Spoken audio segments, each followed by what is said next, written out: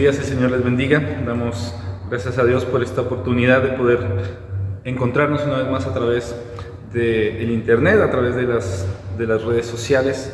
Quiero invitarlo a que me acompañe a la Biblia en la carta del apóstol Santiago, capítulo 2. Santiago, capítulo 2. Este sermón lo vamos a dividir en 3 secciones, por lo tanto, a medida que terminemos una, vamos a dar nuevamente lectura a la palabra. En este momento vamos a leer desde el capítulo 1 hasta el versículo 13 del capítulo 2. Hermanos míos, que vuestra fe en nuestro glorioso Señor Jesucristo sea sin acepción de personas.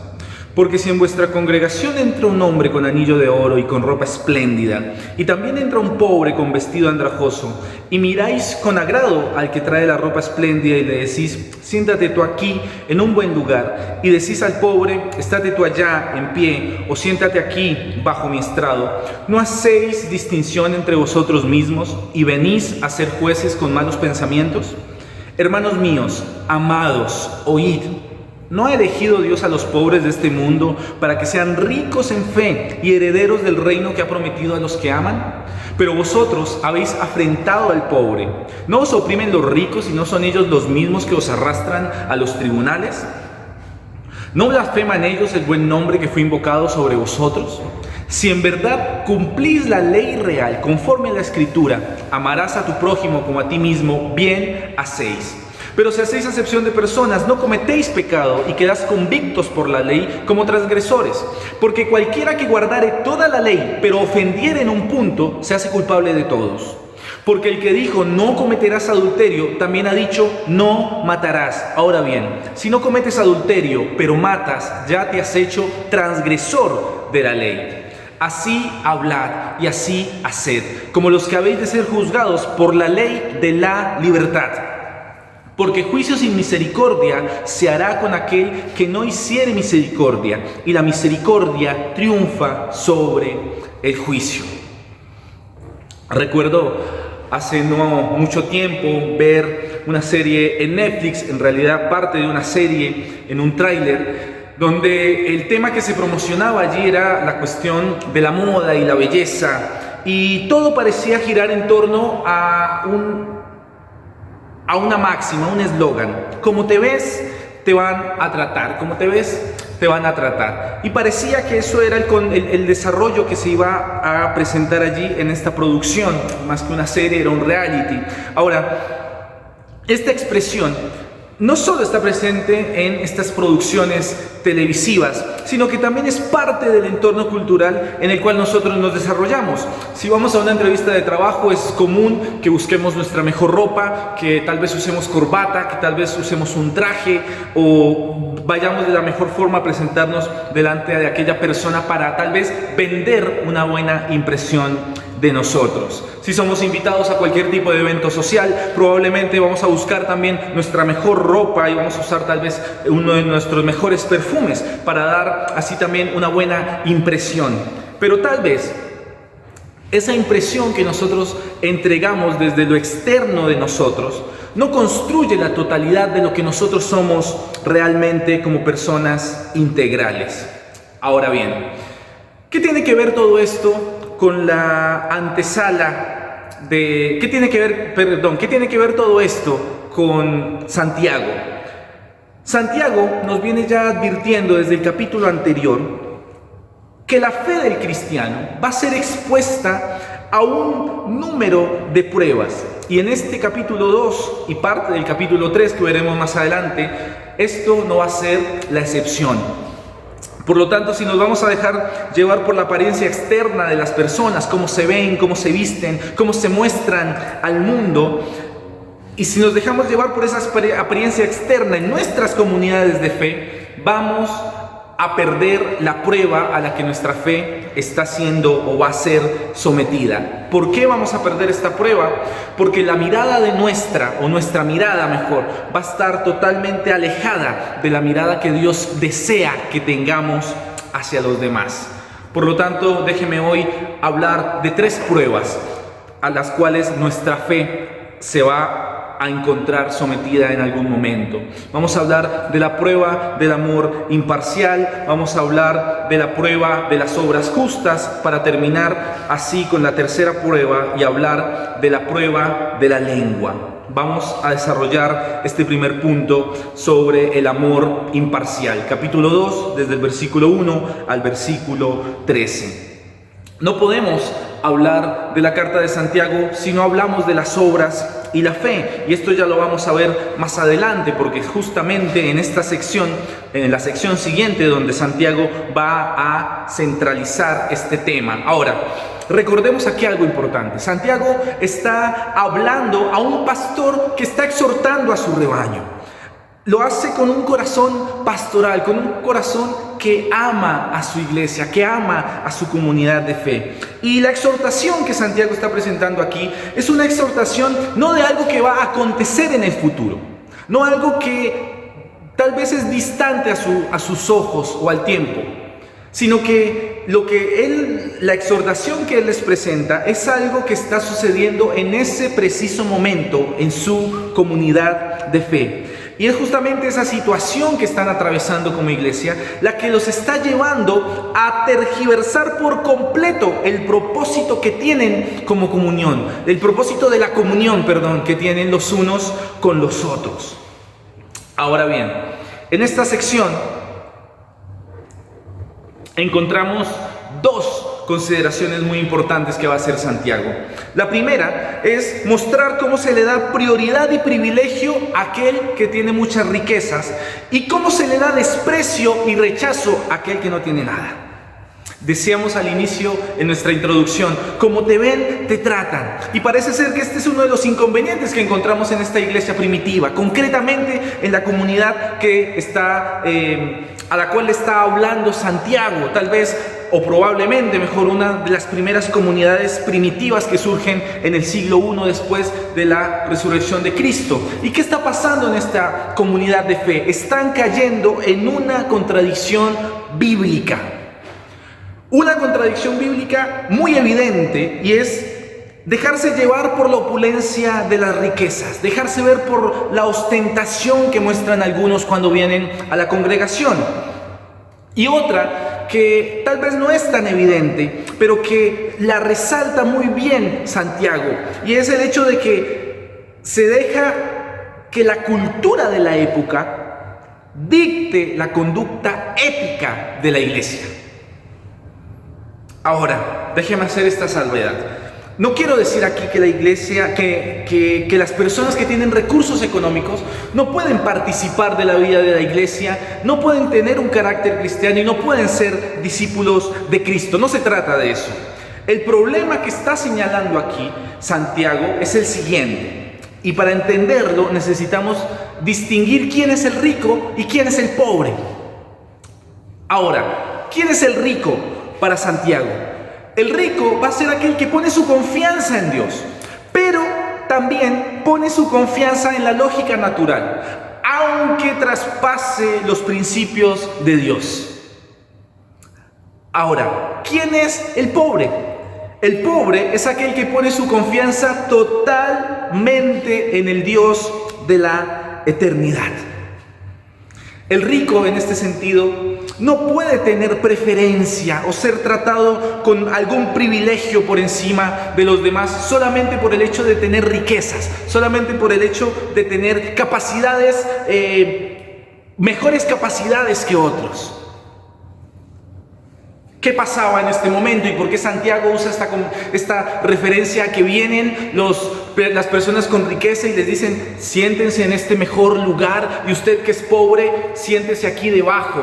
Las antiguas comunidades de fe o las primeras iglesias que se fundan en el siglo I o las sinagogas eran lugares muy pequeños, no eran los lugares ostentosos o más que ostentosos los lugares amplios que solemos tener en algunas de nuestras congregaciones, y por lo tanto los lugares que se tenía para sentarse eran pocos lugares, y esos lugares eran a los que frecuentemente iban los fariseos, porque era el mejor lugar, el lugar que les permitía estar al frente, el lugar donde podían ser observados.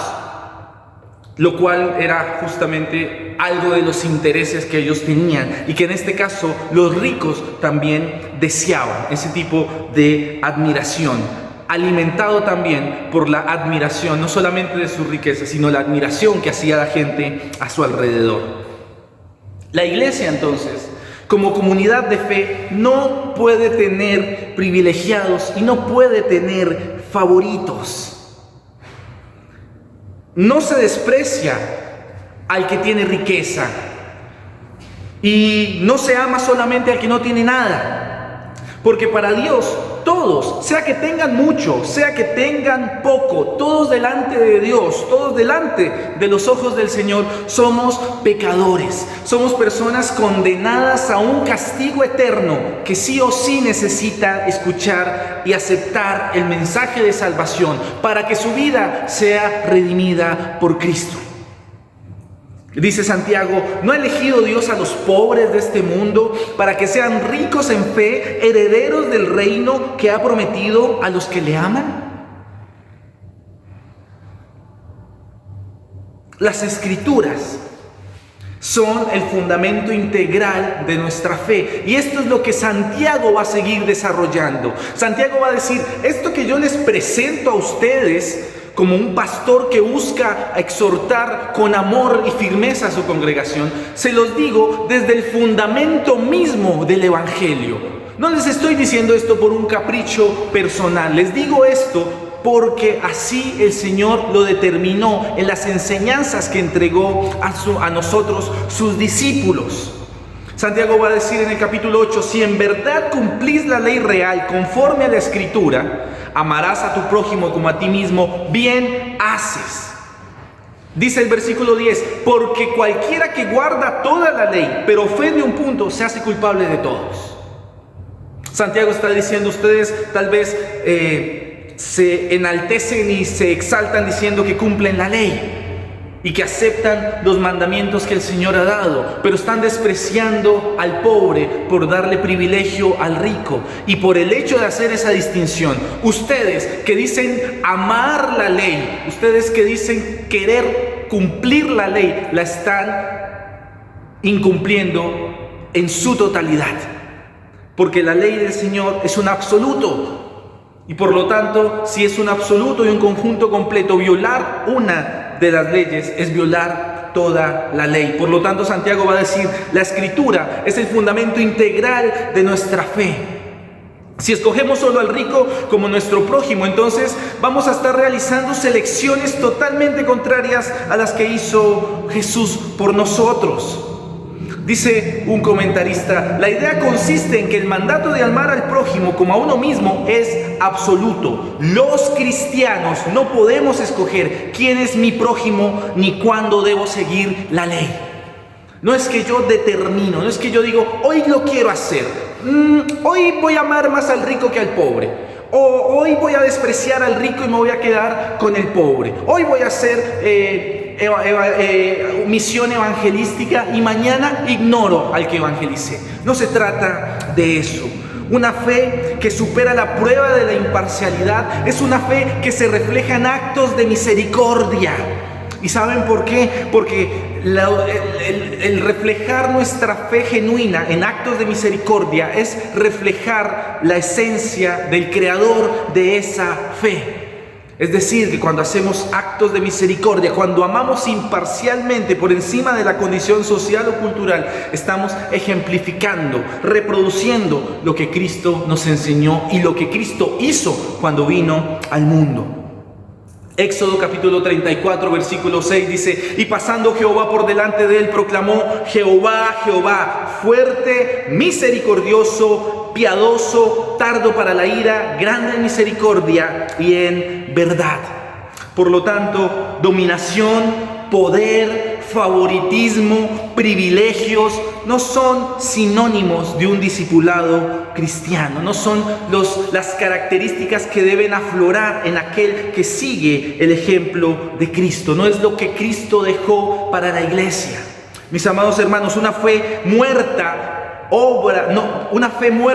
no obra ningún beneficio para el prójimo. Y es lo que Santiago nos quiere introducir en esta sección. Es la fe viva, la fe genuina, la que va a entregar obras de misericordia a nuestros semejantes. De eso se trata el amor imparcial. Ahora, acompáñenme al versículo 14 del capítulo 2.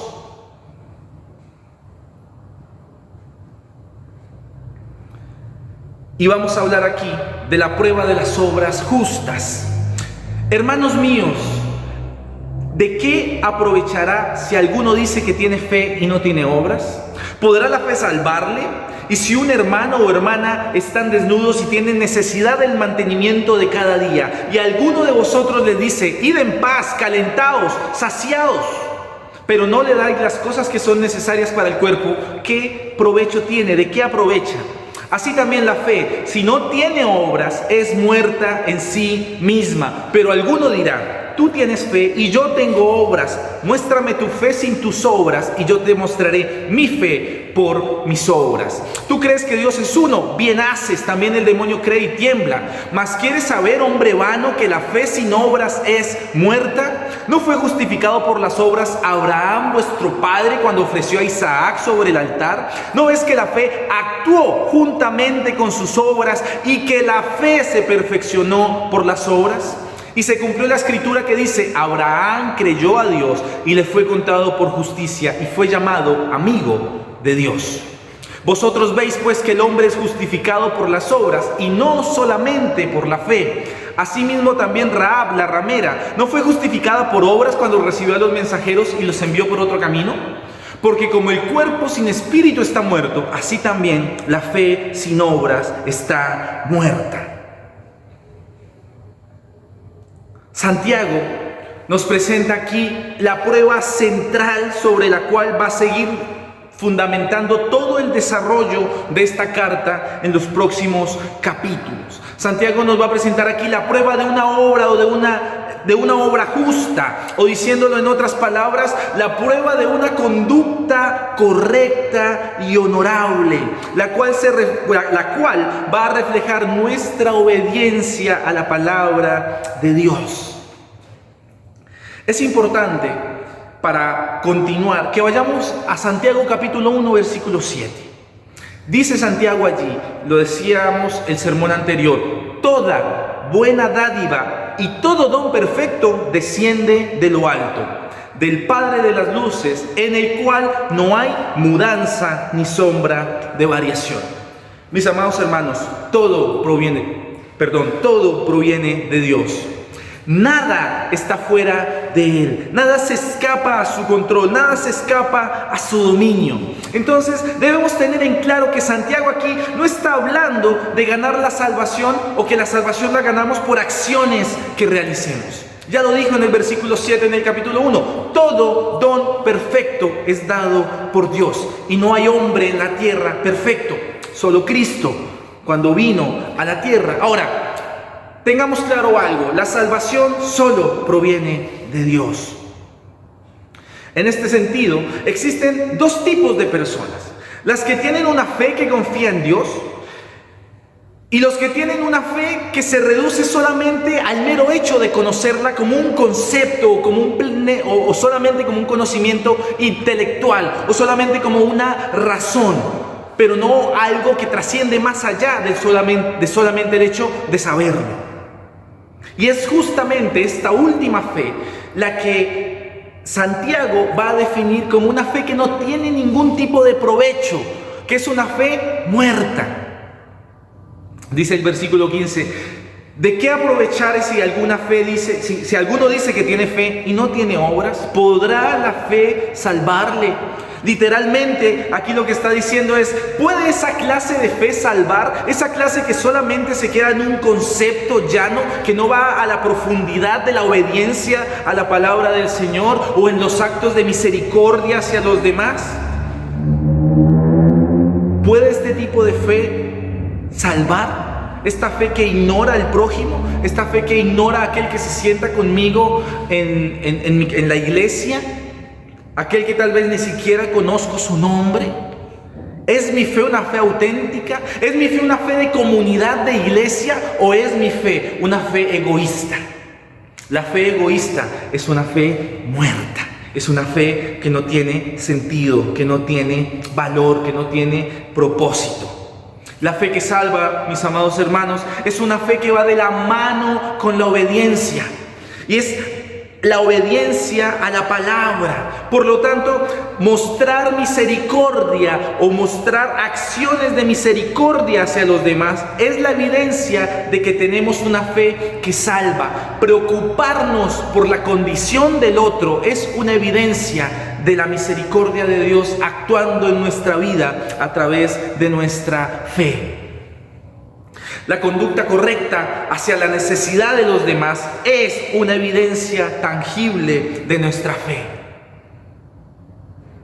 Una fe que salva, una fe que ha sido regenerada en Cristo, una fe auténtica.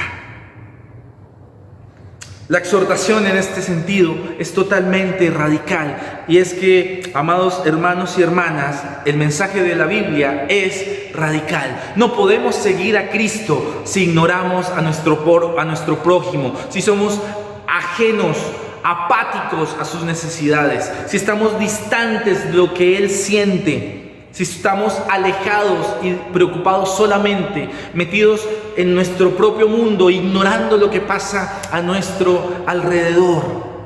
Y esto es lo que está pasando en la comunidad de Santiago, una iglesia que tiene una fe, que está pasando la prueba de su fe y que probablemente la están perdiendo.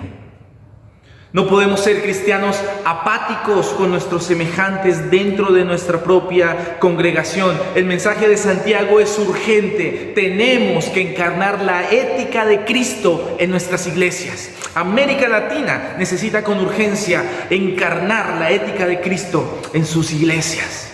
Eso trae una verdadera reforma. Eso genera un verdadero avivamiento y no movimientos sin sentido de los que suelen ondar en algunos lugares. Santiago nos pone frente a una nueva pregunta, y Santiago habla aquí de una fe defectuosa y habla de un hombre que tiene una fe defectuosa. Esa referencia a una fe defectuosa literalmente quiere decir una fe vana. Y la pregunta es, ¿deseas saber por qué la fe sin obras es muerta? Ahora, no se trata aquí de mostrar dos caminos.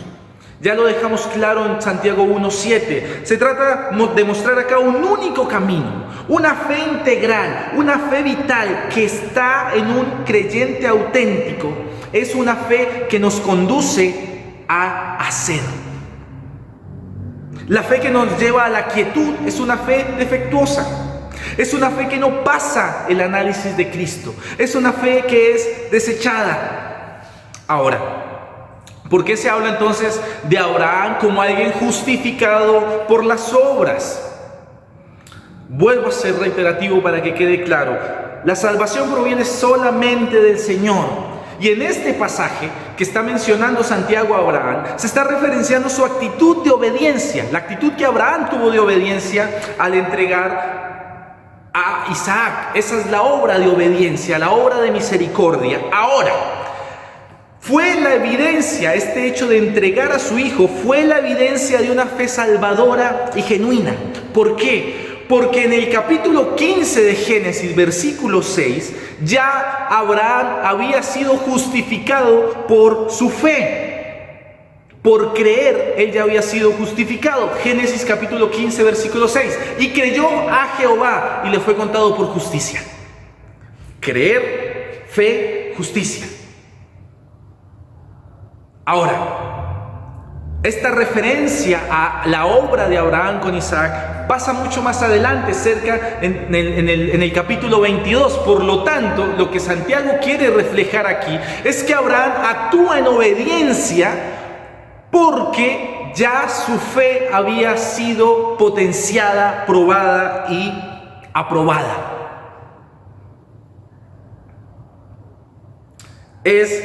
No se trata de que la obra trae la fe, sino que la fe viva, la fe genuina, genera una obra que es una obra de obediencia al Señor.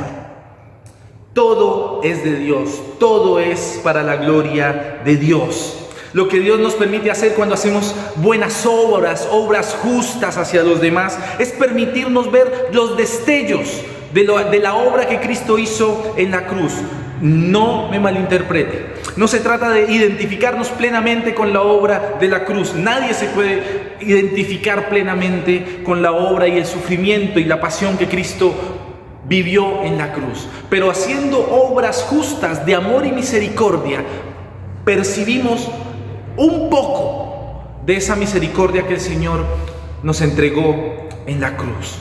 Efesios capítulo 2, versículo 8 dice: porque por gracia sois salvos por medio de la fe, y esto no de vosotros, es don de Dios.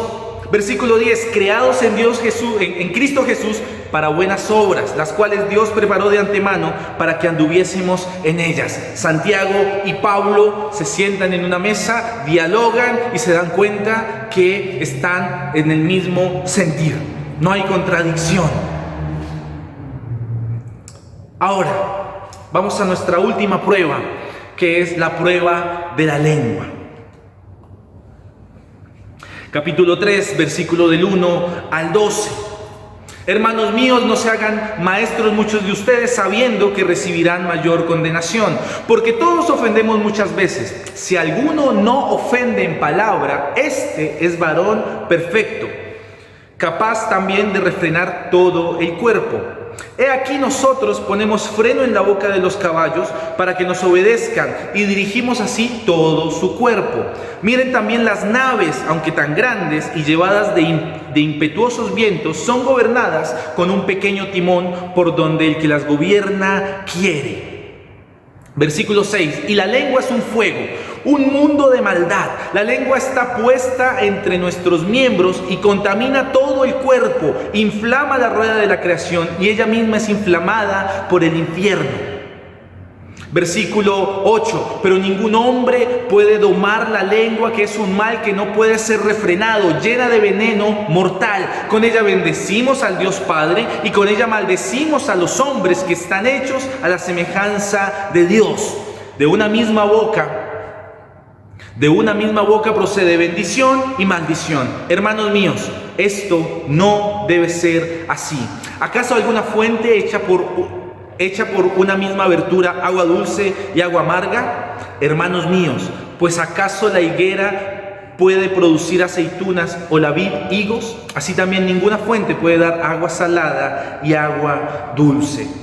Ya quedó claro en el sermón anterior que esta carta tiene dos fuertes influencias: el Sermón del Monte y los Proverbios. Y en esta última sección, Santiago hace uso de los proverbios de sabiduría y nos va a presentar una prueba, otra prueba para nuestra fe, que es la prueba de nuestra lengua.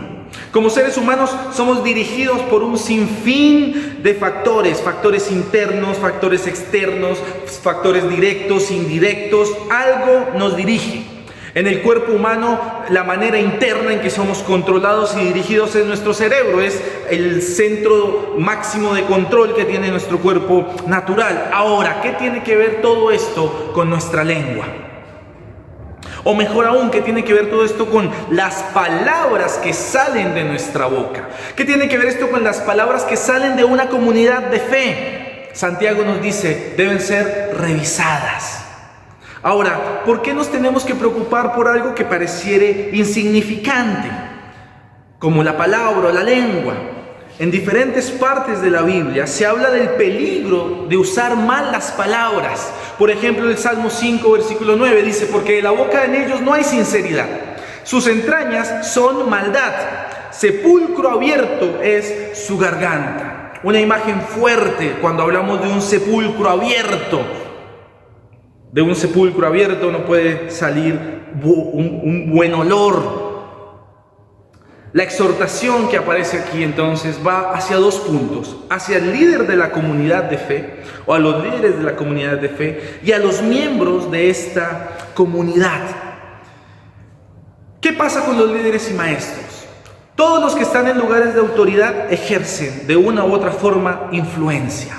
Y la pregunta aquí es, ¿qué tipo de influencia deberíamos tener como líderes cristianos? ¿Y qué tipo de influencia deberíamos recibir como una comunidad de fe? Y la influencia es la de una fe viva que obedece a Cristo por amor a su nombre. Santiago habla de los maestros y de los líderes como aquellos que direccionan todo el movimiento de esta comunidad de fe. Por lo tanto, no podemos pensar en términos de individualidad. La prueba de la lengua, incluso todas las otras pruebas anteriormente mencionadas, son pruebas que buscan revisar toda la ética de la comunidad de la fe, desde la cabeza hasta la totalidad del cuerpo. La iglesia es el cuerpo, Cristo es la cabeza de ese cuerpo. Y Santiago nos dice, como iglesia, como comunidad de fe, revisemos la ética de nuestra palabra. Seamos probados en nuestra lengua. ¿Qué sale de ella? Quien dirige una comunidad tiene que estar seguro en dónde pone su fe. ¿Quién es el que dirige el timón de su nave? Porque si la fe que dirige su comunidad es una fe muerta y sin sentido, entonces el camino al que se dirige ese líder y esa congregación es el infierno. Versículo 9, hablando sobre la lengua, Santiago dice, con ella bendecimos al Padre, al Dios Padre, y con ella maldecimos a los hombres que están hechos a la semejanza de Dios. Nuestras comunidades de fe son lugares contraculturales. Cada miembro, cada persona que participa de la comunidad de fe tiene que encontrarse con la fe salvadora de Cristo, porque es cuando se encuentra con esa fe salvadora de Cristo que su vida se vuelve una vida obediente a la palabra, a la misericordia y a la fe del Señor. Y es cuando nos encontramos con esa fe salvadora de Cristo que podemos llevar a otros a la fe en Cristo. Nuestras palabras entonces también reflejan la condición caída de nuestra humanidad.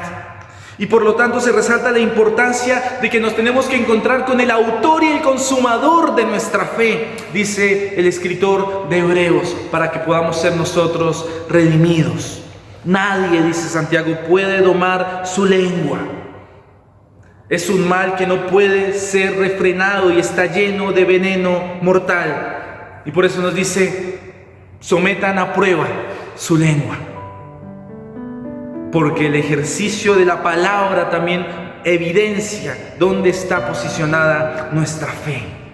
Nuestras palabras entonces, mal usadas, pueden llevar a personas a una eternidad en el cielo con Cristo o a una eternidad de sufrimiento en el infierno. Concluyo con las siguientes preguntas. ¿Cuáles de estas pruebas estoy enfrentando hoy? La imparcialidad, buscando la prueba del amor imparcial, la prueba de las obras justas, la prueba de la lengua. ¿Realmente mi fe es una fe que está enfocada en la obediencia de Cristo? ¿O solamente es una fe nominal, pasajera, que no tiene ningún tipo de convicción? ¿Será que mi fe actúa en misericordia hacia los demás, sin importar lo que hayan hecho? ¿O observo el mundo desde la distancia de mi egoísmo? ¿Participo de la vida de la iglesia desde el egoísmo? ¿Será que cuando nos podíamos congregar antes de esta pandemia, me enfrentaba a la vida de la comunidad como algo ajeno a mí? Eso puede ser una evidencia de que nuestra fe tal vez no está sobre la roca firme. ¿Son mis palabras instrumentos de salvación o son instrumento de perdición para otros? Mis amados hermanos, Santiago una vez más viene delante de nosotros y nos dice, tu fe está siendo probada, vas a superar la prueba. Si tu fe es puesta en el fuego de la prueba, va a ser superada. Gracias a Dios por su misericordia. Gracias a Dios porque sus misericordias se renuevan cada mañana y así podemos una vez más cada día intentar parecernos más a Él. ¿Qué tal si ahí donde está me acompaña junto con su familia a tener una palabra de oración para concluir? Amado Señor, te queremos dar muchas gracias en esta mañana. Primeramente por el privilegio que nos das de poder contar con la tecnología y a través, Señor, de la internet compartir, Señor, el mensaje de tu evangelio. Amado Señor, yo te pido que tú nos ayudes a examinarnos tan profundo como sea posible y nuestra conciencia y nuestro corazón nos lo permita hacer. Señor, queremos entregarte nuestra fe. Queremos, Señor, que la examines y que nos hagas ver, que nos hagas entender, Señor, si tal vez estamos teniendo una fe que no es genuina, si estamos teniendo una fe que claudica frente a la prueba. Señor, ayúdanos, fortalécenos. Ayúdanos, Señor, a amar a todos por igual, sea que tengan mucho, sea que tengan poco. Ayúdanos a amar como tú amaste, Señor, sin condición, Señor. Ayúdanos a amar como tú amaste, aunque nos cueste, Señor. Ponnos en situación de un amor transparente, genuino, imparcial para con todas las personas, no solo en el mundo que nos rodea, sino dentro de nuestra propia comunidad de fe. Ayúdanos, Señor, a ejercer obras de misericordia frente a los demás. Ayúdanos a entender, Señor, que debemos, nuestra fe, la evidencia de una fe genuina, se refleja en las obras que realizamos. Por supuesto que la salvación proviene solamente de ti, pero sabemos, Señor, también que por misericordia tú nos has permitido reflejar parte de tu bondad en el mundo. Amado Señor, ayúdanos a controlarnos, ayúdanos a tener dominio propio, ayúdanos, Señor, a usar nuestra boca de la mejor manera para que de ella salga agua limpia, agua dulce, para que no hayan fuentes diferentes, Señor. Ayúdanos a ser totalmente transparentes. Ayúdanos, Señor, a que nuestra iglesia tenga la ética que tú nos entregaste y podamos ser éticamente como tú. Te damos gracias, Señor, en esta mañana y te pedimos, Señor, que tu palabra penetre hasta lo más profundo de nuestro corazón, de nuestra mente, y podamos, Señor, ver el fruto que tú así deseas para cada una de nuestras familias. En el nombre de Jesús, amén y amén.